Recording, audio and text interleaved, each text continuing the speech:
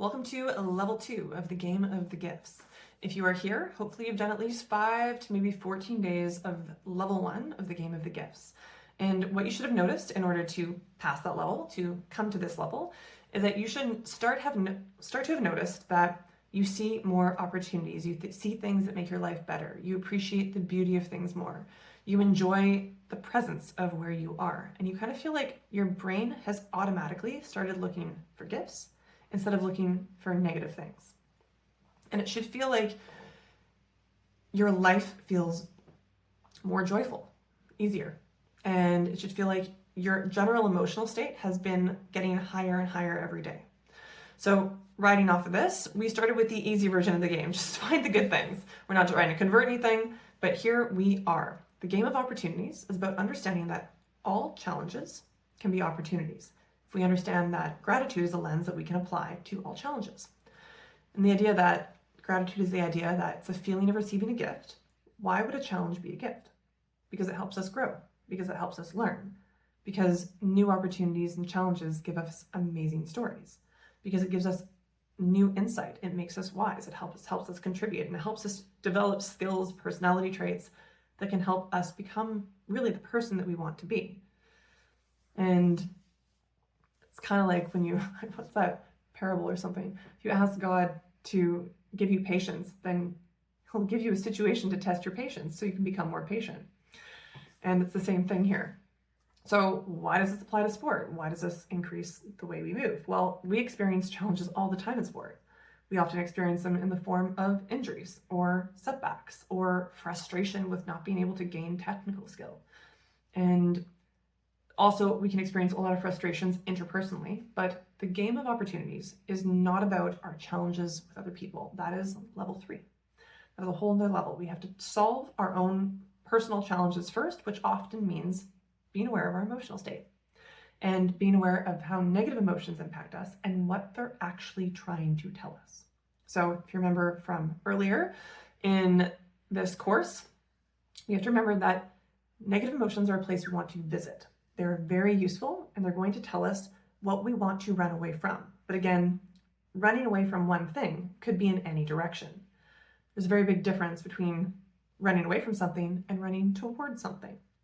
So how do you play the game of opportunities? What happens is we get upset. Something happens. Maybe you get injured. Maybe you get frustrated.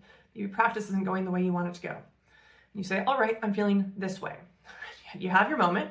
You take your 90 seconds to experience that emotion. You say, okay, let's pretend like this is a gift. I don't have to actually feel it being a gift, but let's pretend there's a lesson to learn here, and I'm feeling this way, and I need to problem solve for it.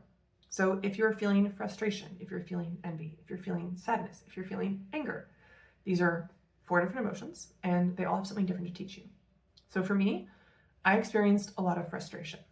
And often you can say, what is the opposite of the emotion I am feeling? And there are nuance and details to this, and you can look it up on emotion wheels, or you can just Google, hey Google, what is the opposite of frustration? And for me, that's satisfaction. And I was frustrated because I often couldn't figure out how to do something. And I thought, I'm trying so hard. I'm doing this over and over and over again. I'm trying really hard to refine it, but I'm not getting the results I want. And the lesson was that I needed to do something different, because frustration is doing the same thing again and again and expecting different results. So I ended up actually tapping into being very creative, being playful, allowing myself to come up with completely novel solutions. And when I actually started to allow myself to do that, then I started to feel satisfied at practice, because even if I didn't improve, I felt like I'd tried something new, and that was ultimately what I needed. I'm a very creative person, and to feel like that I just to do the same thing over and over again and just work harder is just antithetical to my personality. And when I started to do this, I started to enjoy my life more. I started to find more novel solutions at practice. And I learned more in the last 2 years of track and field about my body and about throwing and about how to make movement feel good than I did in probably the entirety of my career before that.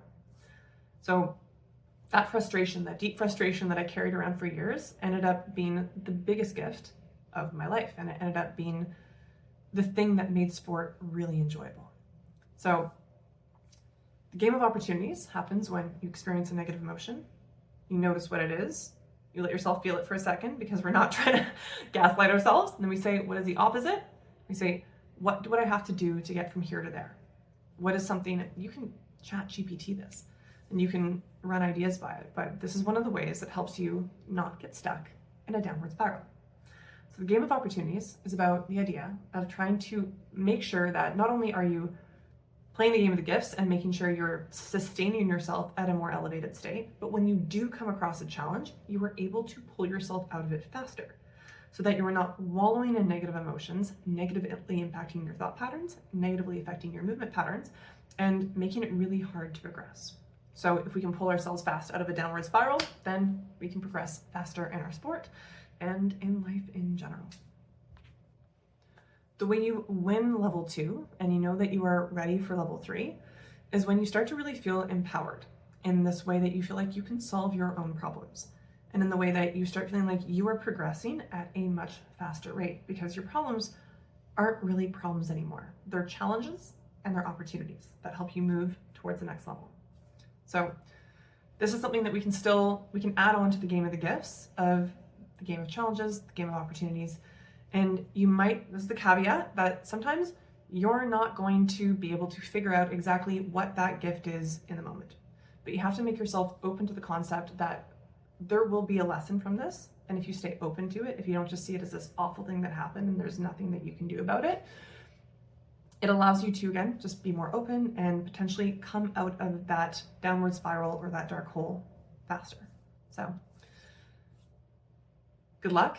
Enjoy playing level 2, and I will see you at level 3 when you feel like you are ready for it.